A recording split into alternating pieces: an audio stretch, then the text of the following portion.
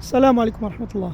إجابة عن سؤال الناس اللي كياخذوا قروض ربوية من أجل هذا الشهر باش يستهلكوا في هذا الشهر، كيفاش بالله عليكم تاخذوا قرض ربوي اللي هو حرام بالإجماع، بالكتاب بالسنة بالإجماع، باش تقضيوا رمضان؟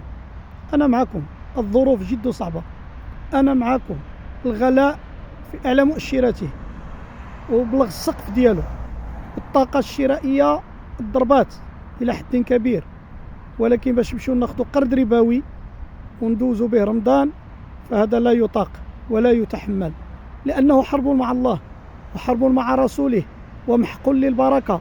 كيفاش انت غتاخذ قرض ربوي وغتصلي التراويح وغادي تقرا القرآن وغادي تستغفر وغادي تحيي ليلة القدر؟ شوفوا شي قرض حسن من عند المقربين يكون أفضل، طاعة وقربة.